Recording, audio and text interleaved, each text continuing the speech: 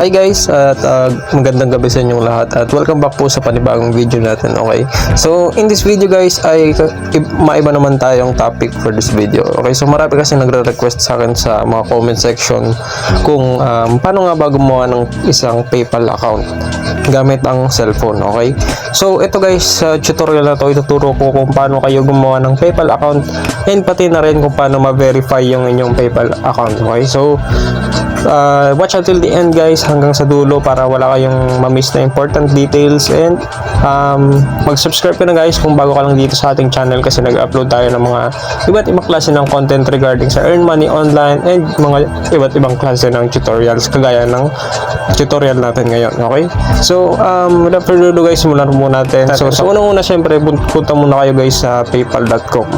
So ilalagay ko yung link dito dyan sa description para i-click nyo na lang, so di nyo kailangan mag-type sa browser ng links. Okay, so kapag andito na kayo, ang gagawin nyo guys, click nyo lang dito sa sign up. Ayan, then pipili kayo guys kung anong klase ng account yung bubuksan nyo, so kung personal or business. So sa atin ng mga individual, click nyo lang yung personal. Okay, then click nyo yung get started. Tapos guys, gagamit kayo dito ng PayPal email or ng Google account. Okay, so sa akin lalagay ko yung email ko. Okay, so click natin guys yung next. And next guys, ilalagay nyo po dito yung inyong phone number. Okay, so kahit anong network to guys, pwede ilagay nyo dito sa sa phone number.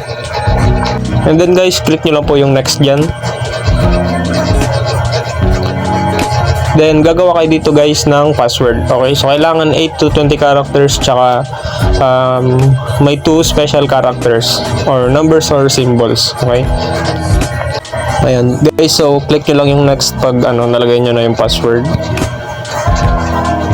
And then dito guys, ilalagay nyo po yung inyong first name, middle name, tsaka last name. Okay, and kailangan syempre dapat pareho siya or nagmamatch siya sa inyong official ID. Okay, ayan, so dito guys, maglalagay po kayo ng inyong additional info kagaya ng nationality, yung ID type, ID number, tsaka yung date of birth ninyo. So dito sa ID type, pwede kayo gumamit ng inyong national ID, passport, o kaya naman driver's license. So sa akin lalagay ko itong passport ko syempre kasi meron ako passport. Tapos dito guys, ilalagay nyo po yung permanent address or yung billing address ninyo or kung saan kayo mismo nakatira. Ayan, so sabi ni PayPal, your account has been created na. Okay, so ang gagawin naman natin ngayon, click natin dito sa sa send payments. Ayan, click natin dyan. Tapos dito guys, pinaka-importante ito para ma-verify agad yung account nyo is kailangan mag-link kayo ng card number ninyo, okay, or ng credit card or kung naman meron kayo. Okay, tsaka dapat yung ililink yung card, pareho dapat yung pangalan ninyo dun sa sinubmit ninyong mga ID, no?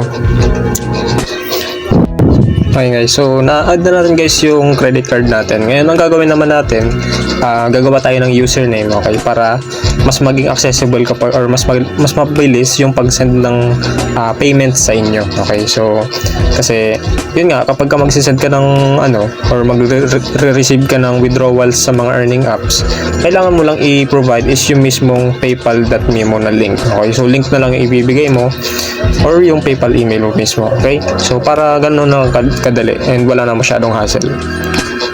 And as you can see here guys, nandito na tayo sa mismong dashboard. So malapit na tayo matapos sa pag-setup ng PayPal account. So ang kailangan nyo na lang gawin guys, i-click itong nasa taas, itong notification bell.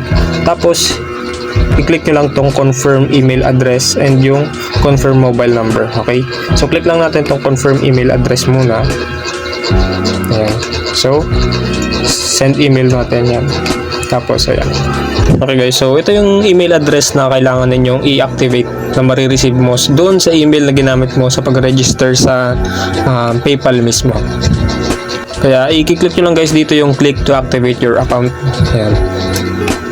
Then syempre kailangan nyo ninyong ilagay yung inyong password dito sa registration ninyo dito sa PayPal account ninyo. Okay, Okay na guys, so email has been confirmed na daw. So ngayon, balik kayo guys doon sa dashboard mismo. Then click nyo guys ulit doon sa bell notification. Tapos click nyo lang guys yung confirm mobile number. Ayan. Then click nyo lang po dito yung next. Ayan. And then dito nyo guys ilagay yung marireceive yung OTP. Okay, so sabi dito all set na daw guys. And ayan.